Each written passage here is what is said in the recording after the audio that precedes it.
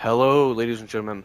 I'm back. I haven't made a video in a few months, at least a Warframe one, and I figured what would be the better time to get back into Warframe and talk about Caliban and his rework. And like all my rework videos, I'm going to do a before and after, like I've been doing. And without further ado, let's just get into the video. Before we start showing off his abilities, I would like to show off my build. This is not a good build. I do not recommend it, but here we go. This is the build I'm currently working with. Again, I would not recommend using this build. This is just my temporary build that I have for showing off gameplay. And overall, what you'll see is we have a lot of shield going on here. We have Prime Redirection for more shield, Boreal's Hatred for more shield. Um, and he's a shield frame, and which is also why we're going for adaptation, because adaptation is the only way that you can make your shields take less damage. And so I really have that whole aesthetic going on here. Stretch, I find not very necessary. We'll have to see when the rework comes out if that's more of a key feature. Flow, you don't really need it, but at the same time, he does cost a lot of energy, and especially if you're going to end up running Blind Rage, yeah, you're going to need some way to get your energy back. And if you're not a privileged person like me and have Arcane Energize, um, you're probably going to struggle. So, yeah, that's the build. So, we're going to start this off by talking about Caliban's abilities, starting off with his passive. Allies within an affinity range gain up to 50% resistance to the type of damage they are currently taking. So this will apply to all physical damage, so like slash, puncture, impact, and of course elemental damage, which can also be extremely good, especially with stuff like toxin that can wipe him out really easily. Which is why he's a shield gator, so it kind of goes hand in hand. So yeah, that's actually a really good passive overall. On to his next ability, Razor Gyre, become a spinning vortex of death, so it says. This ability is gross. It is Sandstorm, but worse. Like, even before Inaros had his rework, I would say Sandstorm was still better than this. This is just a horrible ability. It does heal him for some reason. I don't know why. It just does. Um, you can hold down the attack button to charge up, or your fire button, whatever, to accelerate, which increases the damage. It's kind of dumb. And if your crosshairs are locked onto somebody and you just press your fire or attack button, it'll then just slam right into them. Also, not great. This is just this ability is a joke. Sentient Wrath. This is his second ability. Smash the ground, sending out a radial wave of destruction. So what this ends up doing is it CCs all the enemies in an area. On low levels, it's gonna be kind of a nuke. It has pretty good range, all things considering. The drain is a bit high, to be honest. Um, you're really not going to use this that much, in my opinion, because it's damage, vulnerability, and a CC. And with how much energy it costs, it's just this is not really worth having, especially when we get into his four, which is basically this without having the CC component. Not to mention, as it is currently, when you use this ability, it just kind of makes them float in the air for a bit, and they're all wibbly wobbly, like they're floating in space in zero G. So it makes it really difficult to shoot their heads. I'll show that when we're doing gameplay. Onto his third ability, Lethal Progeny. You call upon sentience. You can have up to three at a time. You have to call for each one, which is pretty energy intensive. It's one of the reasons I don't really like this ability. But this is how he shield gates. To be fair, the shield gate, depending on if you have enough strength, can be pretty strong. He can sustain shields for a pretty good while, especially with adaptation. So that's what makes his ability pretty decent overall. But the actual sentience you spawn are just dumb. They just start smacking people with their clubs, and they don't do much damage unless you start armor stripping or you get the damage vulnerabilities of those enemies up. These aren't really going to do anything. They can pull aggro for a little bit, but it's not much. So it also helps some survivability in that aspect as well as the shield gate, but there really isn't much going on here. This is a pretty bad ability. And finally, we have Fusion Strike. This is basically you shoot out three beams, they converge to one point, and all the enemies they hit get a debuff, which is basically makes them take more damage. This is one of the things that will be getting reworked with the Tau damage that's coming, where it becomes all they take more status damage, which is a neat feature in my opinion. But there is a weird feature at the end of this. So when all three beams converge, it explodes. And when it explodes, it strips all armor and shields off those enemies. The problem with this, and because I'm playing on a controller, that might just be a me thing or some type of skill issue. But basically, when it blows up, It's wherever the crosshair is. So if you're just not pointing at the floor, the explosion is going to happen like 30 feet behind the people you were aiming at, and that's just not good. That's you don't want that. This is why I don't think it's that good of ability. I think it's cool and it's his coolest ability, but the explosion should be coming from the entire beam, not just the conversion point at the end, like the tip. Don't take that out of context. But yeah, overall, is a pretty good ability. I'd say this is his best ability. Let's show off some quick gameplay of how his abilities work. Starting with his one, you just kind of do this. It's really bad. You can hold R2 to charge it up, and you spin faster, which means I think you attack faster or you do more damage. One of the two. I think it's just more damage, but I wish it was just you attacked faster as well. Not that that would make this ability any better, but it's something. And then you can just slam into people, which is mildly amusing, to be fair. Now we're just going to show off his second ability real quick.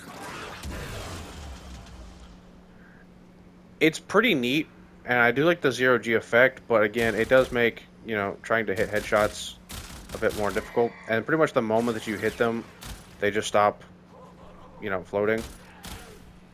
They kind of go limp. I don't know why that's a feature. That might just be a simulacrum thing. I'm not sure if that actually works in real game, but regardless, it does make them take more damage, so that's a neat feature. They just kind of die. But yeah, now we're going to go ahead and show off his 3.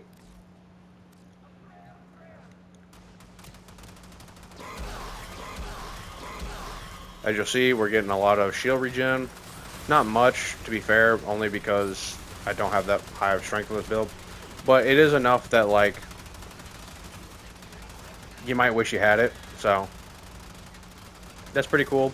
As for them being really good fighters, they don't really do much. They kind of just get folded and they choose to attack sometimes, occasionally. Yeah, they're not really good allies, but yeah, there you go. And now finally, to show off his 4, his coolest ability. Like I said, it's pretty neat. You just do the thing, and then you beam it. And as you'll see, where the explosion happened, these guys right here are all armor stripped. And if I was to basically do the same thing here, see, now he's armor stripped. And everyone caught in the blast will also be armor stripped. You really do want that part of the ability to be really wide AoE, so that way you can get as many of the armor strips as possible. I do hope this gets changed in the rework, but from the footage I've seen so far, it doesn't look like it's going to be. So, now that we're done talking about old Caliban, let's talk about the rework Caliban. But before we do, I want to remind you guys that from October 2nd to the 16th, you can get a free Caliban with Reactor and Warframe slot, all for free, by just logging in. And show off his new skin that came out. It's really good. This deluxe skin is amazing. Easily one of the best in the game. It comes with an ephemera and a scythe skin. So, if you guys were just wondering, there you go. Now stepping into his rework, talk about his passive. This is not changed at all, as far as I'm aware. Not even the wording has changed. So this is all the same, which means we can get right back into his next ability. Now onto his first ability, Razor Gyre. This ability got an amazing glow up. So not only do you not sit anymore, it's a dash. So you pass to a bunch of enemies and you hit them. And when you hit them, you apply the Tau status, which basically means they're more susceptible to all status damage. So it's basically viral, but for all statuses. It's a great new status, and it's really unique to him.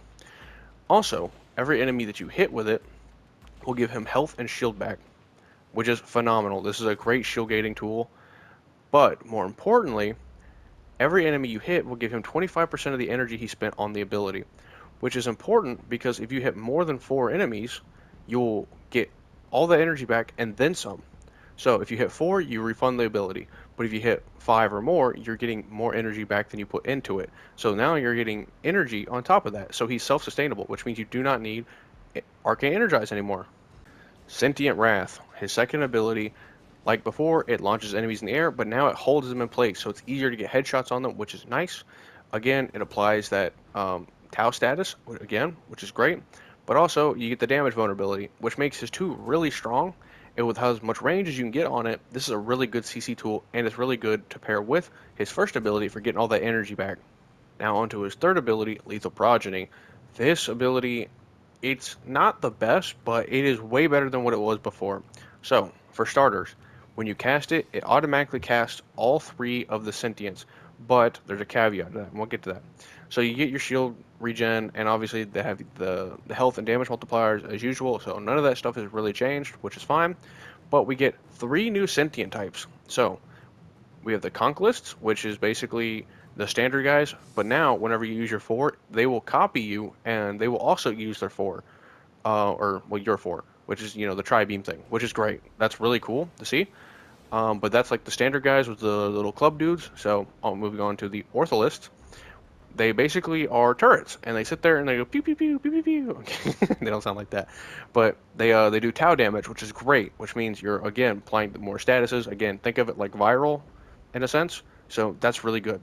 And then we have the Simulist, which what this dude is, he's a really big dude, and he spreads out like a portal, and he dumps like six other guys onto the battlefield, which all of them together, which would be seven, pull aggro, which is really good for his survivability. So you get to use any of these that you want, and they're really good altogether as far as crowd control and shield gating. So this is a way better ability than it was before, and you only have to cast it once to get the full effect.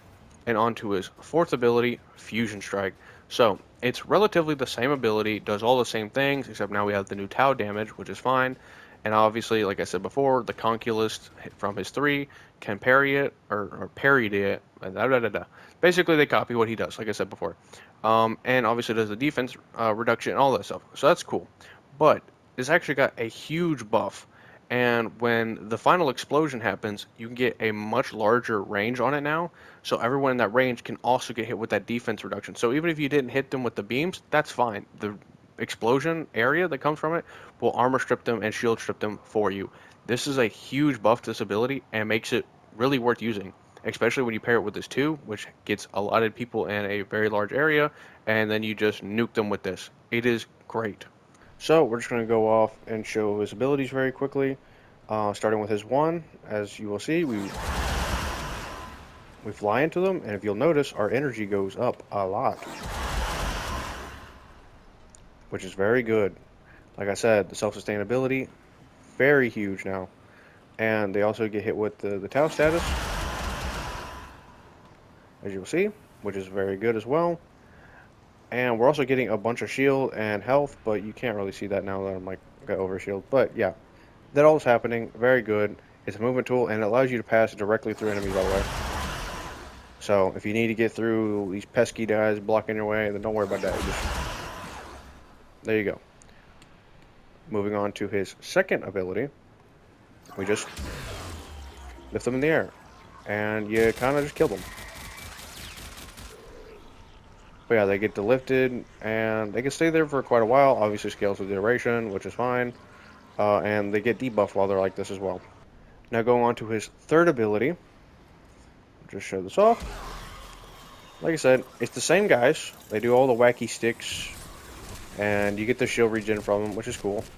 But they do that. But now when you use your 4, they copy it, which is very nice. Very nice. Show off the next ones. We've got the Orthos, which are the gun guys. They just kind of they shoot, and they'll even go into this turret form, and they'll just become a cannon, which is really cool. To show off the last one, you get the big old guy here, and he turns into a portal, and he just poops out a bunch of little dudes.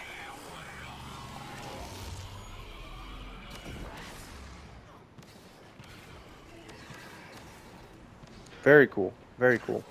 Now finally on to his fourth ability. As you guys saw, we do the beam, and then we blow up, and we get this huge AoE. This blue circle, this is where all the armor stripping is happening, which is great. That's where all the debuffs come from. And while the timer is still up, these guys are going to take more status damage. Very good.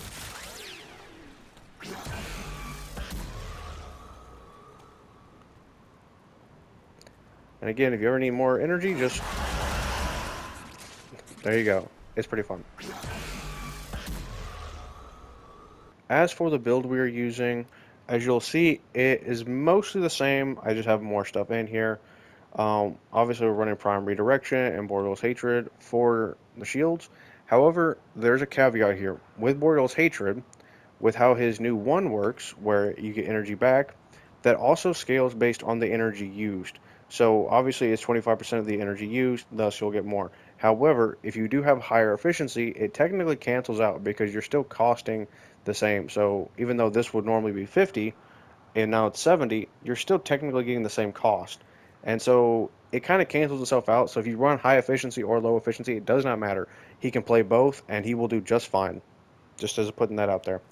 We're using Blind Rage because obviously we want a lot of strength so we can get as close to that full strip as possible, which is what we're doing right now. So that's good. We are running Stretch and Augur Reach for that massive, massive range. And I have Cunning Drift on here just for a little bit more so we can get as many people caught up in that full strip as possible and in R2. And that's really it. And also the other benefit of having more range is that we get a larger radius on R1, so we can get more enemies caught in it, which is great. Overall, you're wanting range and you're wanting a lot of shield, and throw adaptation in here as well. Paired this with his passive, you can shield tank for quite a while, which I'll show that off now. Unpause the AI. We're going to go ahead and pop our three. So those guys are going, and we're just going to do all this. And see, we can kind of just sit here and take all the damage. Doesn't really matter. And we get all our shield back.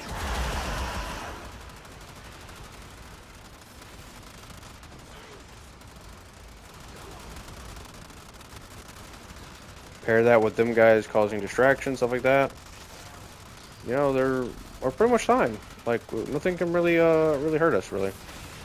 Um, so yeah, that's my build. Hope you guys enjoy it. He is very strong. Let me just come over here and kill these guys off real quick. But yeah, he is very strong now. I would say he went from like a D tier all up to A. He is such a good character now, and do not sleep on him just because you know you heard he was bad in the past. He's really good now. Also, just to show off real quick, there's a little ephemera. You get the little ghost guys trying to grab at your feet. It's pretty cool. Just throwing that in there since I said I'd show off the skin. But yeah, hope you guys enjoyed the video.